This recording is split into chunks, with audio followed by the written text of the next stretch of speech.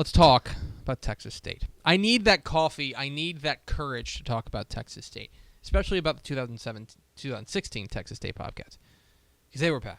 Yeah.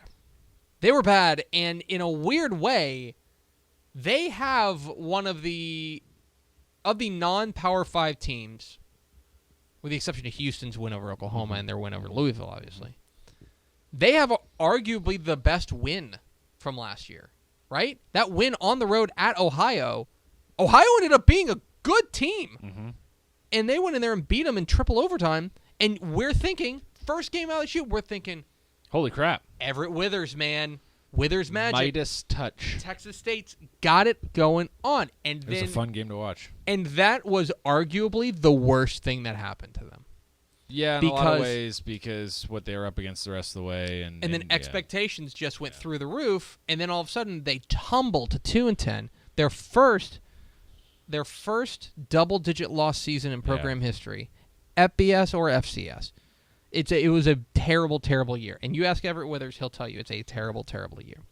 They've got to build from the ground up. They've got to find a way to do things better. That is launched. Oh, never mind. That was a bad camera angle.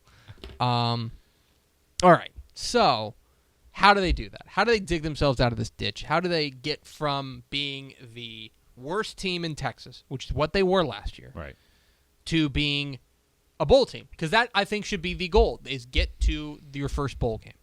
How does Texas State do that? Here are the three things that Texas State has to do in 2017 to win. Number one, they got to get pressure with 3 or 4.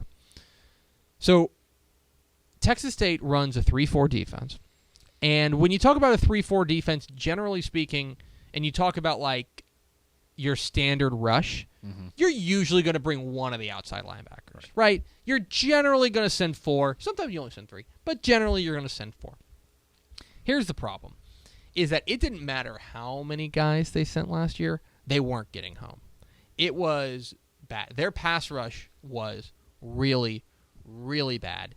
And that kind of trickled down into everything. If you look at their defensive statistics, it was ugly. Okay, they gave up 43 points a game. They gave up 475 yards a game. They gave up 6.1 yards per play. They gave up a ton. And I think a lot of it comes back to the fact that they were not able to pressure the quarterback. In fact, you look at our friends at Football Outsiders.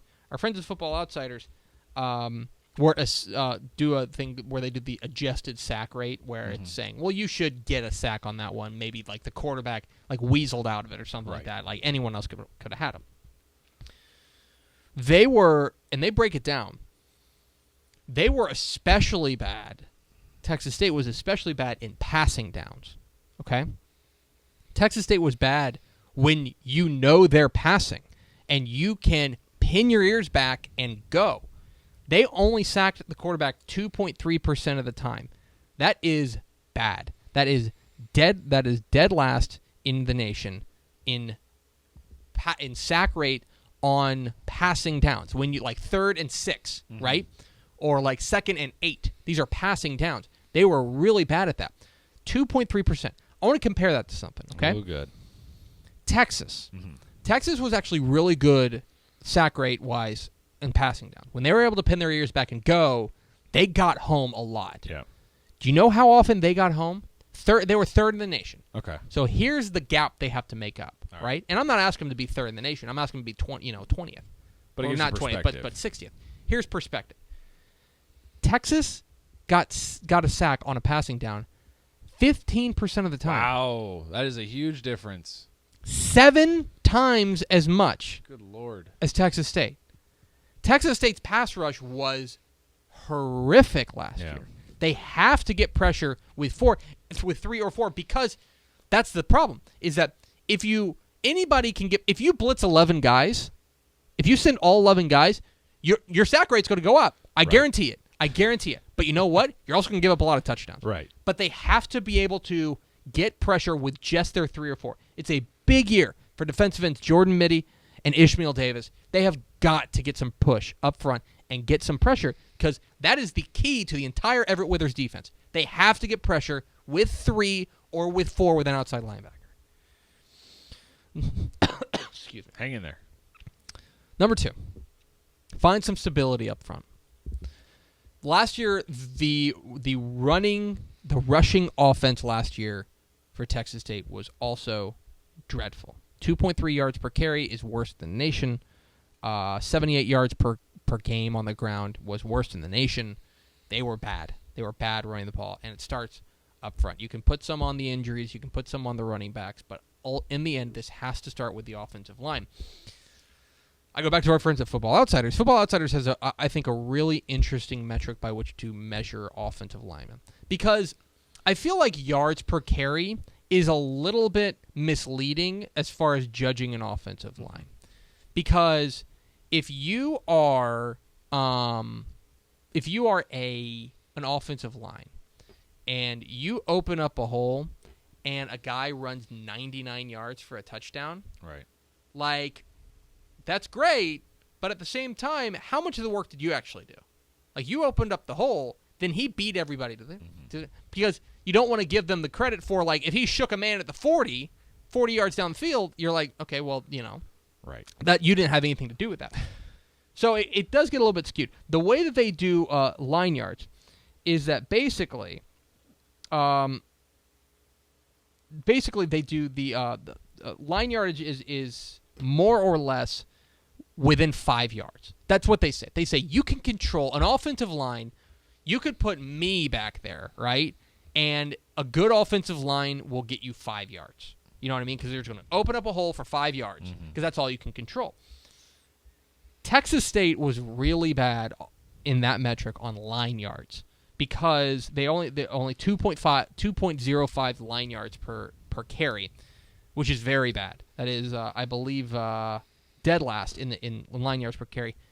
Especially bad on standard downs. When we talk about passing downs and standard downs are 1st and 10, 2nd and 6. Okay, that's when you can run the ball. You know what I mean? They were bad when the defense knew that there was a chance they were going to run, and they weren't just sitting back. In fact, their yards per carry overall is probably a little bit generous because a lot of them were happening on a lot of those yards are happening on 3rd and 10, and you run a draw and you pick up 5 yards. Right. That's not an illustration of the offensive line. Yeah.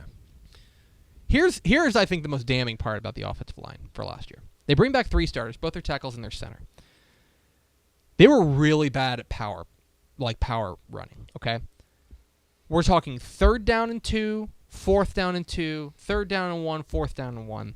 They only converted those 53.5% of the time, okay? That is very bad. To put that in perspective, if you look at a team like, let's see, who was good from Texas last year at that? I want to say A&M was good at it. No, they weren't. Okay, let's go back. Let's go back to Texas. Okay, Texas converted that 73% of the time, and they were 38th in the nation. They weren't amazing. Yeah. That is a huge gap there. You have to be able to convert when you have a chance on the ground, right? And that starts up front. That doesn't have anything to do with the running backs. They've got some running backs they like. They got some new guys coming in they like. But in the end, they have got to be better up front, opening up holes, and running the ball better. Because as good as we think Damian Williams, their quarterback, the transfer from Mississippi State, has a chance to be, he can't do it alone. Or any of the other 3 quarterbacks they brought in. Right. Yeah. He can't do it alone. They got to have a running game. And number 3, let the youth movement begin. Everett Withers, when he came in, understandably went a little bit of the JUCO route that first year and said, we're going to get old, we got to get guys in, and this is still, to remember, an FBS program in its infancy. And they are still, you saw it with UTSA, you saw these programs that when they make the leap up to FBS, you see them and you say, okay, they're learning and they want to get old quickly. They're getting a lot of junior college transfers. UTSA has already made that transition. They are now already they've got JUCO transfers here and there, right? Right. But in the end, they've got a lot of guys, high school kids that they recruited. Yeah. They've already made that transition. Texas State has not yet. Right. They're still really dependent on a lot of transfers. This class, it's kind of amazing One of the underreported facts about Texas State this past year is that even though they were bad, and I'm talking bad, they were bad, they had a really good recruiting class. Yeah. A really good recruiting class. There are some junior college kids, but they bring in guys like Keyston Roach, the cornerback from Galena Park North Shore, like Jalen Nelson from Duncanville. Yep. Let's see, Anthony Smith, the running back from Keller Fossil Ridge. This is a good, solid class. Yeah. I think it's time to let those guys cook. Yeah. What do you got to lose? And I'm not saying give up on 2017. I'm not saying that because I think that there's an outside chance. I don't think the Sun Belt's great. No. I think there's an outside chance that they string together 6 wins. Yeah. But I think for the future of the program, in order to start that process of going from being so committed to junior college kids to being committed to homegrown kids, give them the reps. You got to get them in. And I think this is the year for Everett Withers because next year, let's just say that they have a year. Let's say they go like 3-9 or 4-10 or 4-8 this year, right? That third year will be considered a big year, right? Third for year Everett Withers, right? Yeah. That's the big year. Yeah. I'm saying use this year to cook. Yeah. Use this year to get guys reps, to get the guys that you want to be the core of your team for the next 4 years. Right. A lot of these reps. I think it's time for Texas State to start moving away from the JUCO ranks and start getting into, these are our guys, these are our homegrown dudes, we're going to win with them. Those are the 3 things I think Texas State needs to do to win in 2017.